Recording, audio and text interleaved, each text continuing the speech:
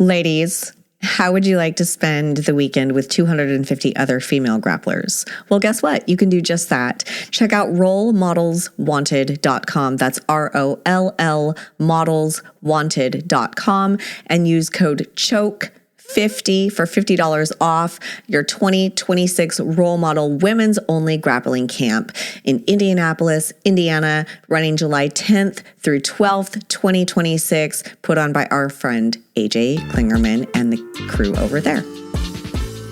Today's episode is sponsored by Mil Usos Skincare and Limitless Tape. Mallory and I would like to apologize in advance for our whiteness. Not good at pronouncing those words. Sorry, guys. Just got done just go scrolling through the Instagram a little bit just to giggle because we're the human blunts that you pinned about. Yeah, we need to talk about that. Gotcha. I came here on my defense to say that even if I'm not smoking, I don't know what the fuck is going on in the room.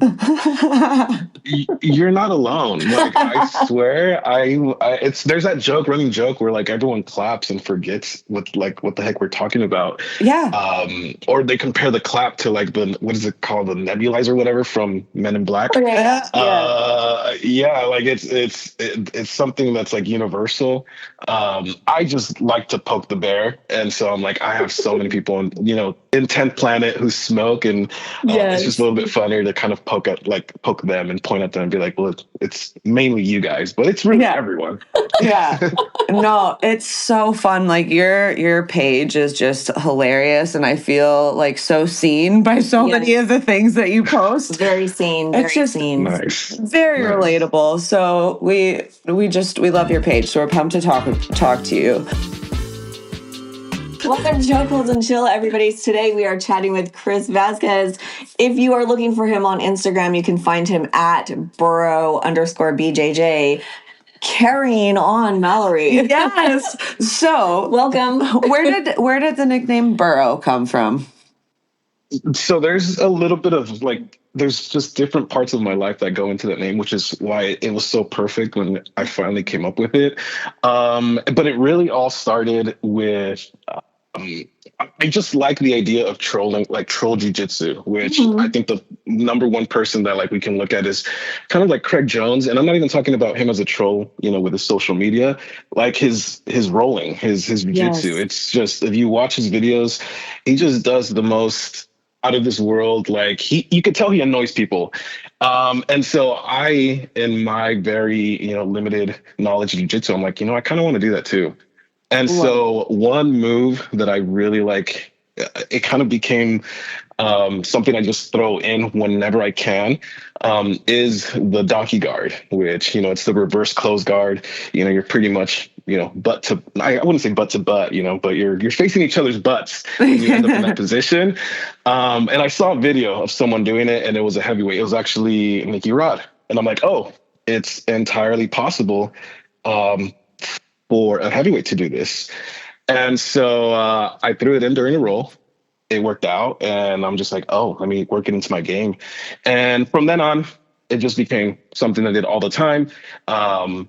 And then to take it a step further, I was like, I'm going to do this in competition as well. I have to prove that it's not just something that people are making fun of me at my gym for, because they all just hated it. They're like, oh, Chris, if I got there, they'd be like, oh, that's never going to work. And so I competed a few times or a handful of times, and no one expects it. People get caught in it, and it's super annoying. And then just burro is the Spanish, word for donkey. So, being Hispanic, being, Mexican, I'm just like, hey, it's just the Mexican donkey. And it's something that's also been part of my life as well. Even growing up, you kind of hear it from parents or from your friends if you're Hispanic, don't be a burro, which means don't be an ass or don't be a dumbass. Mm-hmm. Oh, sorry, I don't know if I can cuss or not. Oh, you can cuss. You can say whatever the fuck you want. And so for me, I used to hear that a lot as a little kid as well. So I'm like, it kind of all just comes together, And then once I knew I wanted to do social media, and I started going into the kind of more comedic side of it. It was kind of making an ass of myself. So I'm like, this name just perfectly aligns with like everything, my jiu-jitsu game, my content, who I am as a person. Like, it's perfect. And so I just stuck with it. And I mean, yes, I'm the one that coined it, I guess, which is hilarious because people make fun of me for that. But it's slowly, it's catching on. I'll go to little local comps and they'll be like, "Oh my gosh, are you El Burro?" And I'm like, "Oh yeah, that is me." Yes. I love that. That is so funny. Yeah, your page is hilarious. So I know that it's getting some traction. And I think we found you because we chatted with Robin, Spoonful of Robin. Yes. And Yes. you guys kind of collab a little bit, which is fun. What's your favorite part of like doing all of the fun Instagram content? I think you guys already hit on it. It's the relatability. Like, it's just, sometimes I will make a video and I'm wondering, like, is anyone really even going through this? Is it just going to be a me kind of thing? And then immediately, like, from the comments or just from the engagement, I'm like, oh, this is definitely not just me. Yeah. So it's really cool because I have to remember that jiu-jitsu, although because we're in it, it feels big. It's a very, very small sport. It's just kind of really getting out there. And so as far as how many people are training it, how many people are like feeling what I'm feeling, like sometimes it feels like you might be the only person because especially if maybe there's you're part of a flyover state, and so you don't even have to open that many open mats to go to or whatever. It could feel like it's a very small world. But then you realize, like, no, there's a ton of other people all over the country, all over the world who are feeling these same emotions, or trying to teach kids classes, and then it seems like all the kids, it's just universal. Kids just don't listen, or they're just like, they don't understand. So, so that's like my favorite part, just realizing how many people are, we're all in this together, in a weird way. It's just all very relatable. Totally. So I want to back up a little bit. Will you tell us a little bit about your background, where you're from, what brought you to jiu-jitsu, as much or as little as you want to share on that. Yeah.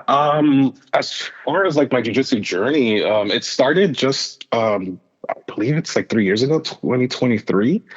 And it really it came from a place of, I think a lot of people, just want to be healthier. And so I had done the weightlifting, I had already like done a ton of like cardio and weightlifting, and, trends were kind of going along the route of like, everyone was like getting into like bodybuilding in some way, shape or form. People really cared about their physiques, like, especially in 2020 when gyms were shutting down, or like people were having their home gyms and all that stuff. And my brother, who trained jiu-jitsu, he doesn't anymore just because he got really busy with life, but he was training, and he would tell me every now and then, "Hey, you want to go? You want to go?" And I'd be like, "No." I'd give the excuse that a lot of people give, especially now that I invite them. I'll be like, "No, I'm not fit enough for that." Or, the most common thing we hear when I get in shape. I'm pretty sure I liked that reel you made too.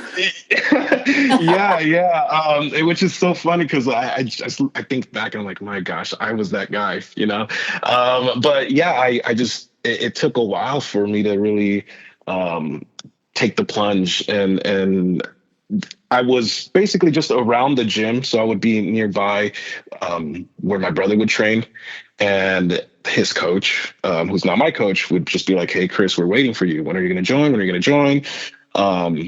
And then just one day I was like, you know what, like, let me just try it. And I did. And I mean, I got hooked like almost everyone else who, gets into jiu-jitsu. I loved how much exercise it was, but how fun it was. I hate the treadmill. Don't ask me to get on a treadmill. Don't ask me to go on a hike. Never. But if you ask me to, go to an open mat and roll for, an hour or two, for sure. Like, I'm going to be exhausted, but I'm going to enjoy it. Right. It's so much more fun than other working out. The time goes so fast. So where do you train out of right now? It's 10th Planet Goodyear. Goodyear. Okay. Yes, in Arizona. Nice. And then are you originally from Arizona, or where did you grow up? Born and raised. Born and raised. All In right. Arizona, yeah, in Avondale, which is literally where the gym is at. Like it's just I'm one of those like hometown kind of guys. Like I have not left ever. That is cool though. Wow. Like, I mean, kudos. That's hot there. Oh yeah. No thanks. Like a Paris Hilton, right? Yes. So when you were younger, what did you do for hobbies growing up? Did you play other sports? No, I was not the athletic person or the athletic child at all. I did not like sports. That was my brother. My brother was going to be the athlete. He was the one that did a lot of sports in high school and middle school. There's pictures of him, playing baseball. I was I want to call it more like artsy fartsy. And I still am to this day. I love cooking. I love anything to do with the arts. I love drawing, all that kind of stuff, which for me I feel like it translates to jiu-jitsu. I feel it's very artistic in a way when you come up with your own game and, you make it unique. Sports was not a thing that I saw in my future at all. And in fact, it was part of my journey where I got very, very overweight. I had an office job, so it was just driving to the office, drive back home, sit on the couch, eat dinner, and wake up and do it again. And that's kind of eventually, I got tired of that. But yeah, there's no sports at all, no wrestling. Wow. People ask me all the time, did you wrestle? Nope, I did nothing. That's all my brother. And now, unfortunately, I try to make fun of him. I say unfortunately, but now I make fun of him. And anytime I'm around, I'm like, I'm the athlete of the family. Right. Yeah, he's still a little, he's taller, he's bigger. Yeah. There was a kind of a, what is it? Where like the passing of I don't know what it is. Like, I'm at a loss for words for it. The passing of the torch? The torch in a way. We had a home gym. Ooh. And there was some time, like I got some mats, and I think this was shortly after I got my blue belt, where we rolled, and I tapped them, I believe twice, and I felt it. It's kind of like when you play pickup ball or like basketball with your father, and you beat him, and you're just like, yes, I beat my father, but in your heart you're kind of sad. You're like, oh, my dad's getting old. Yeah. And that there was that feeling of like I tapped him, and I could feel that he felt it too. We have not talked about it. but yeah. Welcome to your therapy session. Just send this to him. Oh my gosh, I probably will. Yes, I can poke the bear a little bit more. But yeah, we ever since then though. I mean, he just got busy. He got busy, and there hasn't been any additional roles after that. But I think he knows. Yeah. So, are you a blue belt right now? Purple. Purple belt now. Awesome. My purple. Awesome. Yes. Congratulations. Thank you. That is a really exciting. Do you have imposter syndrome right now? Absolutely. There's a little bit of both sides of it. I'm a bigger guy, so we like to argue in the gym. I'm 5'11" and a half. I like to say I'm just at 6 foot with shoes on. And everyone's like, no, you're not. But I'm 215 pounds. So, a heavyweight. Yeah. And so there's that side to it where, if I'm rolling with anyone, like there's always going to be a little part of my brain that says like, well, it's because you're a big guy or it's your strength, all that kind of stuff. But then I really make sure to challenge myself, and my coach does as well. So we have a very open mat. So if anyone's hearing this and you're in the west side as far as like Arizona goes, Phoenix area, come to Planet Goodyear for our open mats. We get people from all the gyms nearby, and anytime there's an upper belt, so purple, brown, black, you best believe my coach is like, Chris, like it's your turn. Not that I'm the mat enforcer in any way, shape, or form, but he pushes me. And so there's two sides to that where I do challenge myself. He challenges me, and I can hold my own with, with people that come through. But then there's always that like imposter syndrome. Yeah. Especially when you if you're really in the jiu-jitsu world and you find out that these guys that are, on UFC BJJ, or like you watch, who's number one, and you're like, oh, this person's a purple or a brown belt, and you're comparing yourself to them. You're like, no, that's not, I'm no in way, shape, or form am I a purple. So there's two sides to it. For sure. You reinforce it, but at the same time, you'll always have that little bit of imposter syndrome. But I think that's universal as well. Yeah, for sure. So as when you got your purple belt, was there any point in your blue belt? Did you get the blue belt blues? Did you ever hit a point where you were like, fuck this? I'm done. I got lucky that I really didn't. I think when I got my blue, which I know a lot of people that are hearing this are probably going to be like, let's check this gym out. And not in a good way. They're going to be like, yo, we need to see what's going on over here because it sounds shady. I got my blue about like 5-6 months in.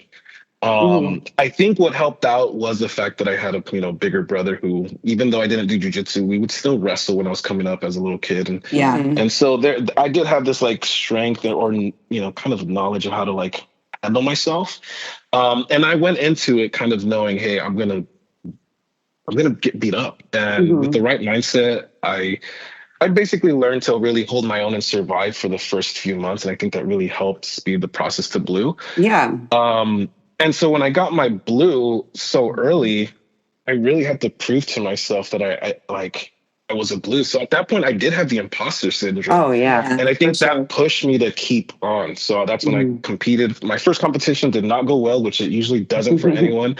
And after that, I even felt it even more where I'm just like, there's no way I'm a blue belt. I just got beat up at my first comp. So I really have to train and I really have to earn it. And I think that kept me in the gym where I feel some people, they get the blue and then maybe for self-defense at a blue belt, yeah, you can hold your own, with someone who doesn't train on the streets. Definitely. And I think that's where there's that comfort of like, hey, you know what? I kind of I got what I need. I can go out into the world and take care of myself. But for me, it's like, no, I want to be in here in the gym and be able to hold my own and take care of myself in the gym, in tournaments, in competition. And I think that's what kept me in. That's a really good point to it too, it's a different mindset. We're always, giving people shit for quitting at blue belt. But if you quit at blue belt because your goal was just to have enough to be solid at self-defense, well, then that's a pretty good goal to accomplish that most people don't even do that, right? Right. Yeah, so we're just talking about mindset and stuff. Yeah. So what do you feel like matters more, mindset, technique, or consistency? Or all of the above? Oh my God. This is a deep question and I don't know why I jumped to it. I was here we are. I love these. I love good. I love a question that makes you think. So it's technique, consistency, or mindset. I honestly think obviously it's going to be mindset and consistency because the technique comes with time, right? Like no one's going to jump into it think first. Like unless you're just a phenom or something, and no one's going to have technique, and that's the journey. The journey is to refine the technique, get the technique, add tools to your tool set. But I think along that road, you have to have the proper mindset, which the wrong mindset can have you quitting, can have you getting up, can have you thinking you're, better than you are and not be on the search for additional technique or improving. And then the consistency, right? Like, we all know those people and, who show up once every like 6 months and that's not although it can be consistent, hey, it's been 6 months, they'll be here soon. But that's not really that consistency we're looking for, which is like, hey, just show up as much as you can, as often as you can. So I think the two most important ones would be the mindset and the consistency, and I think the technique will follow. Right, absolutely. I would agree. How would you describe your jiu-jitsu? Your style. Tell us the secrets. Well, I guess I knew that I wanted to. Once I knew I wanted to do this for a long time. One of the people that I would research because everyone gets that little bug where you're watching videos and all that stuff. BMAC was a big one. Brandon McCaffrey. And one of the things that he talked about was for in jiu-jitsu, longevity, if you're looking for longevity, it's more of a defensive game. Like most people will get hurt or you see a lot of the injuries when it's really offensive where there's a lot of scrambles. And he mentioned in one of his videos, he's like, I like to, I sit back and people try stuff and I defend and I figure something out depending on what they're doing to me. Nice. I always found that like very, I don't know, it made sense to me. I was like, I want to do that. I don't want to get hurt, Right. you know? And so, although, I mean, I'm 30 or 31. I don't know. I'm old enough to forget. I'm not that old. I'm not that old, but I did have that mindset of I do want to do this for a long time. So let me take on that kind of style of game. So I am very defensive. I am a guard puller. Yes, guys, you can make fun. You can whatever. I pull guard. Yeah, if it's the first time anyone sees me in comp, they think I'm gonna wrestle. I have the cauliflower ear. I'm a big guy, but then immediately I'm on my butt. So it's all I respect mental it. work. Yeah. But yeah, from that's where I grew, like that's where I started adding those tools, as I mentioned before, kind of like I want to do stuff that most people don't expect, which I'm a really, like, as I mentioned before, I'm a big guy. So inverting, you don't really see like a lot of heavyweights inverting and doing some crazy stuff. So I really like to, leg lock, get underneath people, Throw people off. Yeah, absolutely. I love to throw people off. And if I could get someone angry with how I submit them, even better. Like I love the punch chokes, no-gi Ezekiel's, donkey guard, toe holds, all that stuff. If you're gonna get upset and you're gonna hate me, you best believe like that's one of the submissions I'm gonna throw your way. So that's how I would explain my game. I love that. How do you feel about the smothering?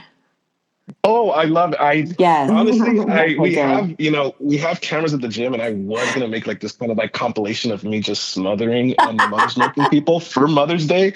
We literally were just laughing about that earlier. We were like, I was like, there's people I need to send this to.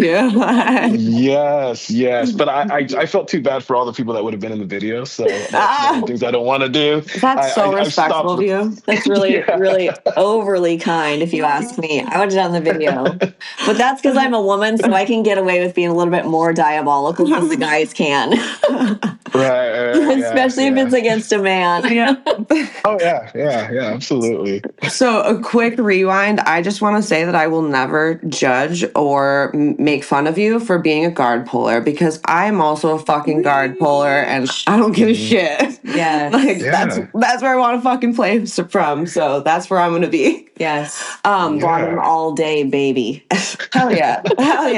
So I think too, like obviously you're a purple belt now, so you've been around long enough and been doing enough where it's hard as a beginner, I feel like, where everything is so saturated online. There's so much content about all this cool shit that you like, all this fancy shit, and people a basic armbar. Right. And so, this is where I think like technique is really important, right? Because I have people like show me this video. They're like, "Oh my God, can you teach me this?" I'm like, "No." I'm not trying to like hurt myself or hurt you. We're not flashy. We ain't flying. And so what do you feel like social media has done to jiu-jitsu, or especially like people beginning in jiu-jitsu? Because I think that it can be a really great tool, but also can be kind of detrimental. Like, absolutely. Oh yeah. Like, I mean, there's names and faces that come to mind in my gym that always bring up, like, I saw this on, Instagram or, I mean, there's two sides to it, right? It's kind of like with information. Now that we have the internet, everything's available, at our fingertips. And it's what you do with it, right? There's people that are willing to put in the time, the research, and if you're actually looking into something, you can, get different sources and get the proper story. We're just talking about like everyday kind of like information. Or you could be the person who just like kind of goes in surface level, and then you walk away with like this crazy, bizarre story, conspiracy theory, because you didn't really do the proper research. And I think that's the same thing with jiu-jitsu, right? If you do, there's instructionals, that so many instructionals that you could go out there and you could really get what works for you, knowing your game, knowing what you want to do. And you can really make sure to do the proper research and come away with some good information and knowledge for jiu-jitsu that you can apply, or you could be the person who does see something flashy on Instagram and you're like, oh, I'm gonna do this flying, crazy submission, and then you hurt yourself and your training partner. So there's two sides to it. I think it's just setting I guess I don't want to say it's I wouldn't want to put a limit to it. I guess I would say there shouldn't be a limit to the information, because knowledge is power, but at the same time is just maybe educating people on how to use it or how to apply it would be the best way to I would say would be the best way to approach all that information. Because it's crazy out there. I see so many videos that come up and I'm like, that would never work. And and I'm just like, but then you go in the comments and you're like, oh my gosh, this is crazy. Like, oh, this is a crazy technique. And you're just like, oh, poor you. Like, you're like, please send video when you try this. Yes. Just set it up. Maybe it's just, and I think this is where it comes down to having a coach or someone who's willing to be honest with you. And thankfully I have a gym and a coach who's super honest, honest to the point where obviously it could come off as blunt and insulting, but no, he's the kind of guy where he's just like, hey, Chris, you're getting too fat. If you're going to compete, you need to chill out. And so you need that, or hey, he will say stuff like, no, that's stupid. That'll never work. Now, sometimes maybe, with the donkey guard, you have to go out there and prove them wrong. But in certain cases, he is making sure that he's filtering out the BS, and you need to have people around you that are willing to be honest and help you work that out. If you're surrounded by just yes men and people with very little knowledge, then I think that's where bad things can happen. I agree. Totally. Sure. I don't want somebody just to say something because they think it's going to make me feel better. Tell me the fucking truth. Yeah. I think it's important to especially newer people, I'm like, you watch all the flashy shit you want. It's really cool. I was like, but here's a couple of good beginner pages that will help you just have basic understanding of the fundamentals. Understand that, and then maybe you can do flashy stuff eventually, but it's not the time. Right. Yeah. Yep. So what do you think makes somebody dangerous in jiu-jitsu besides athleticism? Well, I mean, I guess that kind of touches on, I think it's just not having the proper knowledge is what I think when you don't have the full, I guess, all the information that you need for whatever you're doing. So I think that's why we talk about the spazzy white belt, or the beginner those are and I'm sorry if, anyone's listening and they're a white belt, but I mean, there is that saying, or at least people say it, I would rather roll with my black belt instructor who's going to put me through hell than a brand new spazzy white belt, because there is that chance that they're going to do something that just injures me. It's just, and it's kind of weird for some people to hear that. They're like, really? No, you should be able to control that white belt. It's but sometimes they don't do, normally there's a reaction that you expect from certain people when you do something, and sometimes their reaction is the complete opposite, which could be dangerous, for them and for myself as well. And so I think it's just not having that knowledge, and it comes down to every single thing, submissions, positions, not having the knowledge of breaking mechanics, of what you're really targeting, how it's being targeted. That's what makes, something dangerous. And then I guess, to kind of backtrack that to the person, I guess it's the person that doesn't have that knowledge. That's the dangerous person. Oh, for sure. That's why I don't believe in, I really hate the idea of leg locks being dangerous. Right. We're a leg locking gym, and I can sit in a leg entanglement with someone for, I don't know, a few minutes, and we'll walk away from it not injured because we both know what we're trying to do. Yes. We know how to get out of it, how to defend it, not to roll the wrong way, things like that. But when you're talking about a leg entanglement with someone who does not have that knowledge, that's when you see people rolling the wrong way, straightening the leg when they shouldn't, and then knees exploding and stuff like that. So it's the lack of knowledge. Yeah. Do you coach the kids class, or are you not coaching yet? I'm an assistant coach. An assistant coach, yes. You're in the weeds, my friend. Yes. That is the hardest role. Yeah. So I have to sit there and just nod and wave or smile and wave. But I still get to like feel everything. Like in the videos, I'm sitting right next to the coach, or I'm the uke, as they say. So he'll Sure. be showing the move on me, and so I'll look over to the kids, and I'll see them staring off into space and whatnot. So I get the full experience of being a coach without really having the full responsibility. Yes. Like when kids are acting up, I get to kind of just also smile and wave and just wait for the main coach to decide what to do. If we're just gonna, make them run, or if we're gonna try to figure something out. That's Yeah. nice. So what's the best part about helping teach the kids? Um. The best part, I would say, other than really like working on your patience, is The self-growth.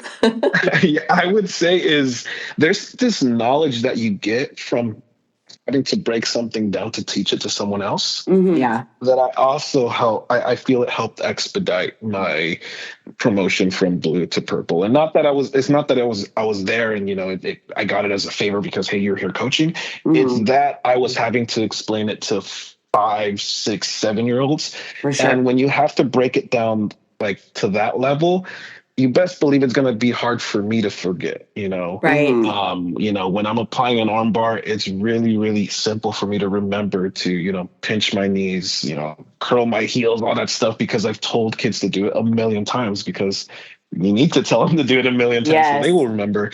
So I think and I say that to anyone who's wondering, maybe, hey, should I help with the kids class? And if they need volunteers at your gym, if you have the patience for it and you want to get some additional, and you're not even getting reps really, like you're not sitting there repping it with the kids, you're just instructing people, but you are breaking it down in a way that your brain is just you're reinforcing it over and over. It's like mental reps over and over again. And I know we make fun of Moneyberg for talking about mental reps, but I feel like he wasn't too off, because it really has been helpful to teach the kids.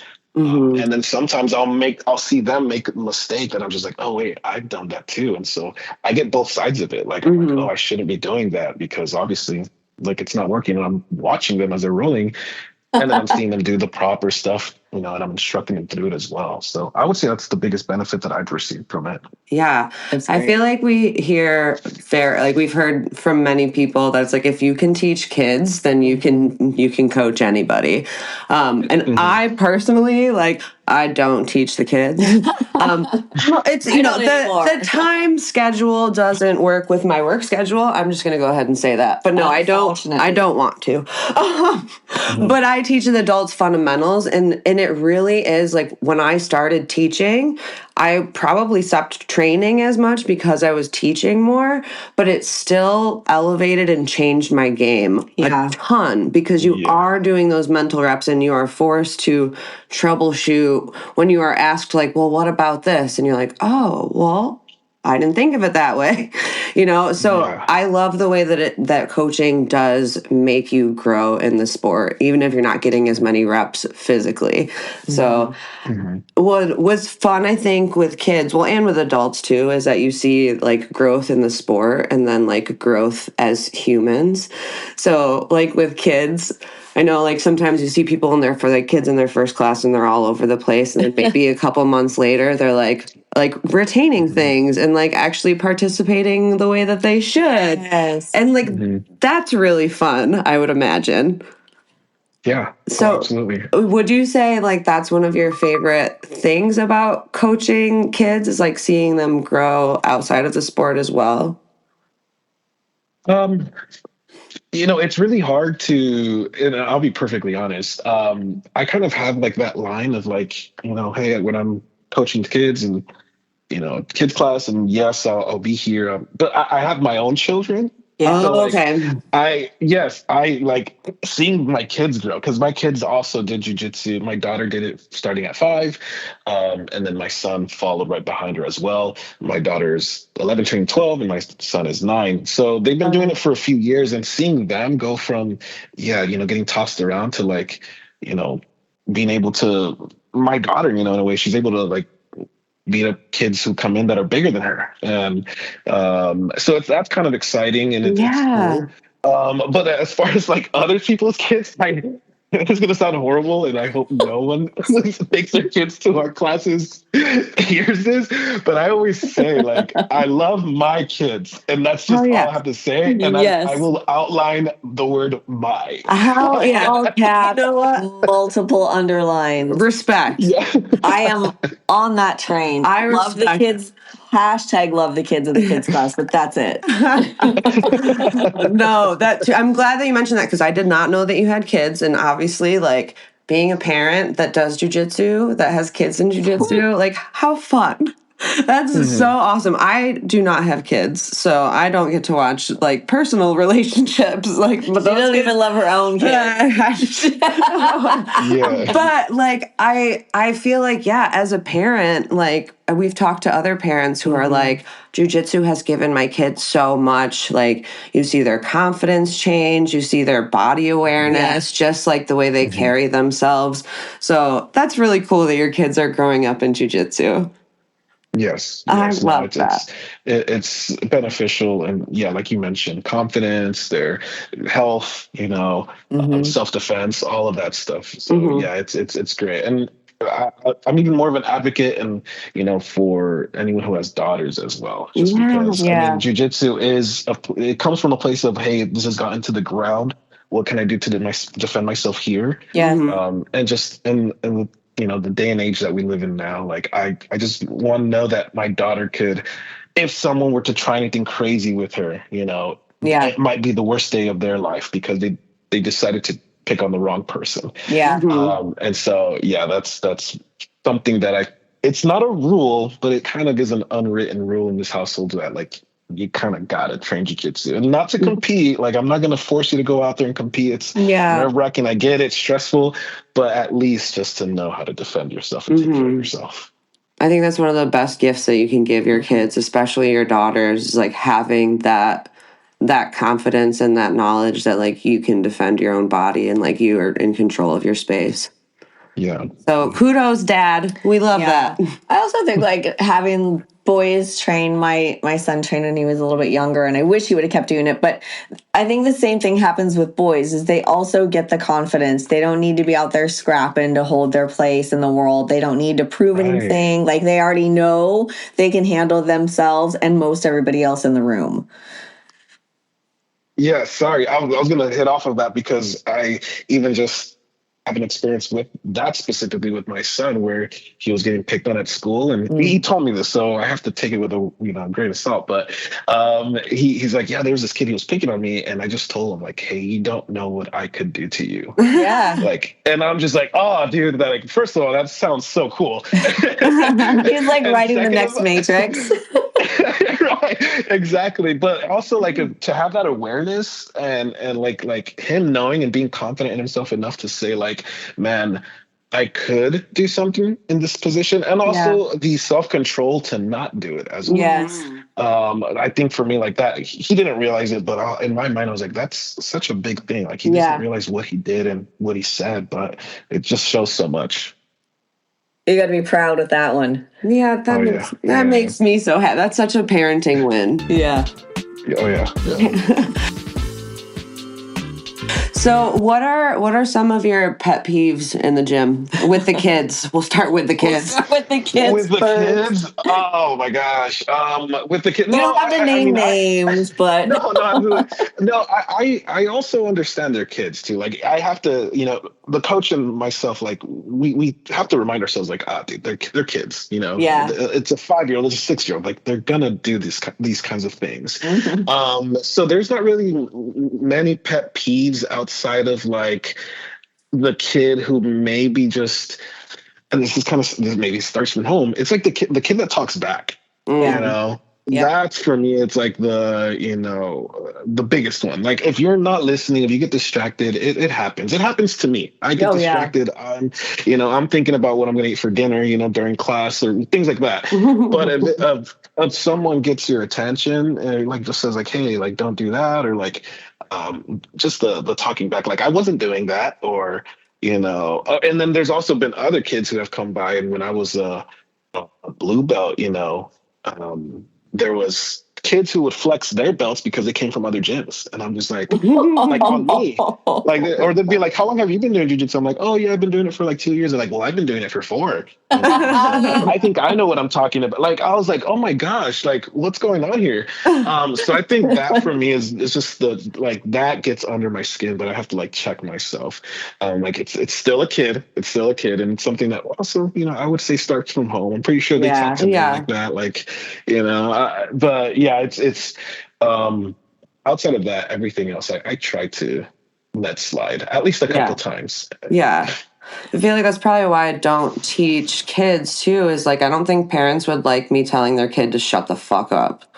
Because that's what I was at. I'd be like, you shut the fuck up. Do what you're supposed to do. No, I don't just like kidding. I love kids. I don't like nose picking and foot chewing from the kids' class for me. So what are some of your pet peeves in the gym with adults? Ooh, with adults, Again, you don't have to name names, but you can with the adult. It's funny because we all know each other. Like, we have a good group of like gym members, but there's just there's always that handful of people that kind of like really know each other. And so I know if I mention something, like if anyone from the gym is listening, they for sure will know exactly what I'm talking about. So I'm trying to tread lightly, or I'm trying to don't get yourself kicked out. I mean, I don't think it would get there, but other than that, if they get upset, there's not really much they can do about it. They can just throw you in a Shark Tank after this episode airs. It's fine. Just apologize ahead of time. Oh Lord, my cardio is not that good. So I mean, for adults, biggest pet peeve, I would probably, I think I see this more, not even like with someone like when I'm like drilling with them or when I'm training with them. I kind of see it like when I'm walking around, or if I'm walking around, I hear it amongst other partners. But I think it's kind of like it's also the same thing, I guess, as the kids. Like when they're like, people are trying to kind of like flex their knowledge and be like, no, that's not what I saw online, and that's not how I seen someone else do it. Where in my mind, like sometimes, like if we're drilling something or showing something, or if the coach has showed something, I'm just like, hey, dude, like shut your brain off and just do it the way he told us to, and then ask questions if you feel about doing it another way. Because I don't want to say it's a pet peeve for people to teach wrong stuff, because in that case, it is dangerous. Like I said, the lack of knowledge or the improper knowledge is what's dangerous with jiu-jitsu.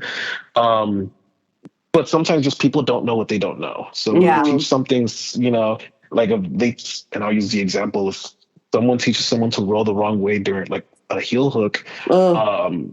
It is, for me, it would be angering if the person got hurt, but at the end of the day, I'm like, this person just doesn't know. But I think if the person lacks or pretends that they know and they're like, trust me, I think that would be the pet peeve. Like, the person's just like, I am confidently telling you that I know, and here's the information, and trust me, I think everyone should come in knowing like we don't really know. And I still do that. I still go to the well, which is my coach, and I'm just like, hey, what do you think about this? Or, hey, I'm trying this out. What do you think? Or when we roll, I'm like, hey, I tried this specific move. I tried to tripod pass. Did you even feel it? Like there's never a point where I'm like, I'm a purple belt. Trust me. Listen to me. No, hell no. Please don't. But for that one person, if there's someone who's just like, yeah, dude, I know, and they just kind of puff their chest out, that for me is a pet peeve. Yep, I will feel that. Longer, I won't even help that person anymore. I'm fucking, that's it, toast. I literally dead to me. I don't care if I ever see him again. I feel that because I sometimes go to the fundamentals classes that I'm not teaching, and because they're no-gi and I don't have a belt on, there will be like newer people who like assume that I'm new too because I'm at a fundamentals class or I don't have as much experience, and they don't like. I'm not even gonna go on anymore because you guys get it. I'm no longer a coach. I can say whatever I want. But I'm trying to teach you this, and you're blowing me off. You don't realize I actually do know what I'm talking about, and I understand that. But but I totally fuck you. Yep. So, so you coach, you train, you are a dad, you're making all the social media content. What is life like outside of jiu-jitsu?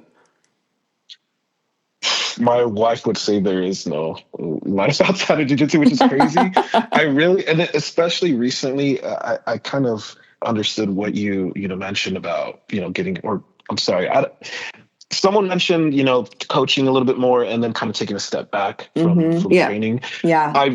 I'm kind of there in that journey as well. So I go to kids classes and I teach.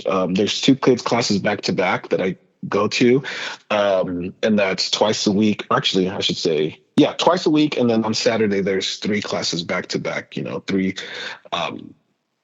hours of teaching, and so Oh, wow. all of that put me in a place where I'm not burnt out, but I know I have to also find that balance of like home life and gym Yeah. life. And so, my son is or was in Little League, like baseball. And so I did kind of take a step back where I'm training, maybe, outside of the time I'm spending coaching, I'm training twice a week, maybe 3 times if I'm lucky. Yeah. So it's, I'm trying to find that balance, but I mean, there's not really much other than I have my 9 to 5, and there's a family, there's I'm a religious person as well, so there's church life. Yeah. So there really isn't, I'm trying to find that balance right now, and I would say that's a big part, like that everyone should keep in mind, especially in their journey with jiu-jitsu. Like, you do eventually have to find that balance if you're looking for that longevity as well. Right. If it's something you're going to do for life, which I hope most people that get into it kind of get that mindset of like, this is for life. You do have to find that proper balance of your home life and your gym life, and the one can't really affect the other. Like, right now it feels like I can probably say that I feel like my home life is affecting my gym life, because I'm obviously saying like I'm training less. Yeah. Well, if I think about it, 2 to 3 gym sessions a week, that's pretty decent. It's kind of like every other day. Yeah. So that's not really that bad, but it's taking a step back from 4 or 5 times a week. Yeah. So yeah, there's not really much else. I'd like to tell people I'm very boring, outside of like what people see on social media, what people think. Like, I am a boring dude. That's a good thing. I work. Yeah, I clock out of work, and if I have time, I'll sit on the couch, I'll play video games, and then when the wife gets home, like we'll cook dinner, and then I'll go to the gym, and if I don't go to the gym, then we'll just do something else. We'll do errands, and then we do it all again. Then go to bed and do it all again the next day. So sounds like you guys are adults. Yeah. Yeah, absolutely, right? Yeah. Fully functioning adults. Real adults. Yes. Do you have imposter syndrome over that too? Being an adult, absolutely. Yeah, that same. Is something that I've had to ask my parents about it too. Like, now that I'm 30 and I realize I have the same sense of humor, like twisted, dark sense of humor that I had when I was in high school. It'll never change. My parents, I'm like, do you guys feel that? Like, do you guys feel like mentally and like spiritually you're still that young kid, and then you have to like just remind yourself you're older? And they're like, absolutely. Like, it's a surprise when you look in the mirror and you realize, oh, I'm getting older. Yeah. I'm aging. Yeah. So I'm so there. I feel that. It's awful. God. Womp womp. Okay. Yeah, well, let's end on that depressing note. No, I'm just kidding. Wait, but I will say, like, the 30s are the best, and then the 40s get better. So, like, I'm waiting for it's fun. But you never feel older. I will say that. I don't think anybody ever feels older mentally. Yeah. Yeah. No, I agree 100%. I mean, and I say this as I'm 30. I know I'm pretty sure, people are rolling their eyes and like, you're still young. But yeah, I still, like I said, I don't feel as old as I am. And from what I hear from everyone around me, uncles, grandparents, family, friends, are just like, yeah, that never changes. Yeah. So yeah, it's a sad thought, but at the same time, it's a good thought too. It's like a happy thought, because you realize, hey, you're always going to be, there's that saying, you're young at heart. And it feels like that. That's true. Like, it's like you're always young at heart. You always have that same, mindset of being young. It's just, you just have to remember that you're your meat suit is like rotting. I think if you train 2 to 3 days a week, you can like your body can stay young too. That's the lie I'm telling these days. Yeah, I mean, I think when you talked about earlier, like the mindset, like you're also very aware that you want to have longevity in the sport, and like that's something that really a lot of people don't have, which doesn't allow them to train into their late 30s, 40s, 50s. So, but we usually like to wrap up the episode with some rapid fire. Are you down? I am so down. Okay, perfect. All right, so first, gi or no gi? No-gi. What's your favorite submission? It's a toe hold from reverse close guard. Ew. No, just kidding. Well, very specific. I love it. I'm here for it. I see it. What do you feel like is the most embarrassing submission to get caught in? A seated Kimura. I hate someone sitting on my face and they're breaking my arm while they're sitting on my face. That's just so embarrassing. Yeah. Mallory likes the Kimura. I do love a good Kimura, but that is really not fun to just be like, cool, your ass is on my face and you're ripping my arm off. Thank you. What is your post comp or post training meal? Oh my gosh. Honestly, it's probably I'm a sucker for a Chinese buffet. So I will just probably say probably the nearest Chinese buffet to wherever I'm competing at. That's like a really good idea. What would be your dream location to go and train at? Dream location to train at? Like country, anywhere. I don't know if I have like a specific place, but I do have a specific person that I would like to train. Okay, let's hear it. Call him out. Joseph Chen. Like, okay. I love his he's just, I don't know what it is about his style, but it's so funky and just like unique, and that I feel like I could pick his brain and learn lots. And there's a lot of his game that I want to implement. But I feel like just being able to talk to him and train with him, like I would get the details that I need. That's awesome. Yeah. So you would want to train with him. Who would be your dream super fight? Like, we're gonna tag them in this and try and make it happen. My dream super fight. Oh my Lord. See, this is tough because I'm a heavyweight. So whenever I look at the heavyweights, I'm just like, dear Lord. Gabby Garcia. Yeah, that would be intimidating. I don't know. I really wow, this is a tough one. Super fight, I would say. You know what? Just for the heck of it, I would take on the king, just so I can really feel what it is to be like. If anyone's gonna manhandle me, let Gordon Ryan be the one to really show me what it is to like be like, mounted and all that stuff. That sounds hell yeah. Yes. No, respect. We love it. Yeah, that's why I would pick Gabby Garcia. It would be the same exact situation, except I am not a heavyweight also. Yeah. But what would your advice, in one sentence, what would your advice to white belts or new people in jiu-jitsu be? It would be in one sentence? Yep. It's gonna suck at first, but stick with it. Yeah. Love that. That is like perfect. That's what I say to everybody. I love it. Okay, a couple more questions. If you had a super fight tomorrow, what is your walkout song? Oh, I believe it's called Religious Man. Okay. I talked about this with someone recently. It's the song from Nacho Libre. Okay. Sick. I love it. That's great. And if your best friend had to describe you in 3 words, what would those 3 words be? Goofy, loud, weird. Love it. I love it. Goofy, loud, and weird. Actually, no, you seem like such a fun guy, and we really, really appreciate you chatting with us. Where can people find you? I know we shouted out your handle earlier, but if you could just reiterate that, and then where can people come and train with you guys? Yes. So Instagram and TikTok are the same handle. It's Burro_BJJ. That's BURRO_BJJ. And then if you're gonna, look to train with me or, come and try to beat me up, that's at 10th Planet Goodyear.